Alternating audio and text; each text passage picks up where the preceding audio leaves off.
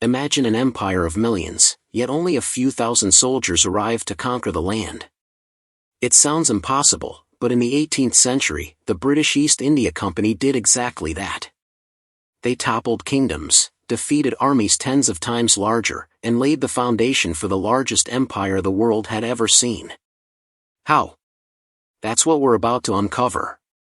Before we start, don't forget to subscribe to Britannia at War and turn on the bell for stories of strategy, battles, and secrets that shaped the world. India in the 1700s was a land of vast wealth, powerful kingdoms, and sprawling armies. The Mughal Empire was fading, but its influence still loomed. Regional powers such as the Marathas, the Nawabs of Bengal, and the Sikh confederacies held strong armies and wealthy territories. European powers were present too, the Dutch, the French, and the British. But the British faced an enormous challenge. Their army numbered only a few thousand, while their opponents had tens or even hundreds of thousands. Survival seemed impossible, let alone conquest. The secret weapon, strategy and alliances, 3:31 to 7 o'clock. The British knew that raw numbers wouldn't win wars. They relied on strategy, cunning, and manipulation.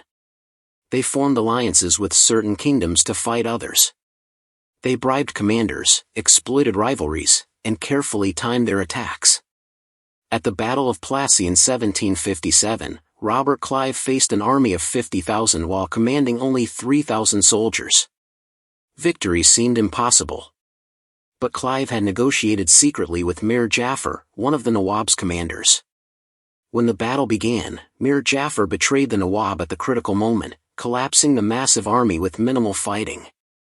This battle demonstrated that intelligence and timing could outweigh sheer force. A small, disciplined army could defeat much larger forces if it understood politics and strategy.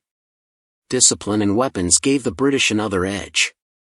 British soldiers trained in strict formations, coordinated volleys, and cannon operations. Their opponents often fought bravely but lacked cohesion and artillery support. Cannons and muskets allowed a few thousand soldiers to rout armies of tens of thousands. British supply chains ensured they were always fed, armed, and ready, while opposing armies often faltered due to logistical problems. The combination of strategy, discipline, and technology allowed a small force to act decisively in battles that seemed unwinnable. Spies and misinformation played a critical role. British officers gathered intelligence on enemy positions, strengths, and weaknesses. Rumors of invincible troops and superior cannons spread fear before a single cannon was fired. At times, enemy soldiers surrendered before any real combat occurred.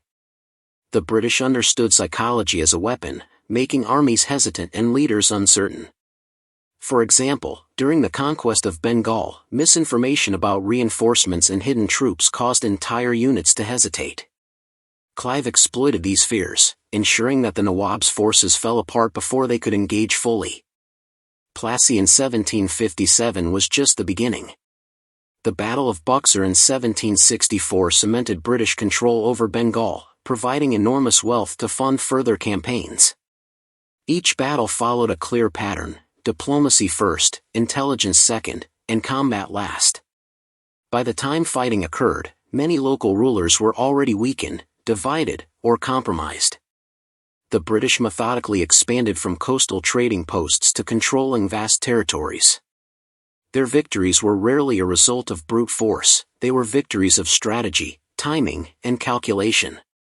The conquest reshaped India politically, economically, and socially. Wealth flowed to Britain, local rulers were replaced with puppet leaders, and the British East India Company became a dominant power. The British conquest was not just a story of battles. It was a story of planning, intelligence, and cunning. A few thousand soldiers ruled over millions, using brains, tactics, and deception rather than sheer numbers.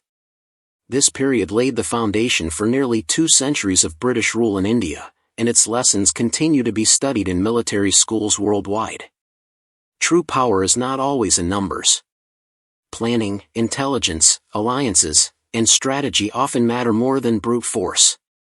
The British conquest of India remains one of history's most extraordinary military achievements, a testament to the effectiveness of strategy and foresight.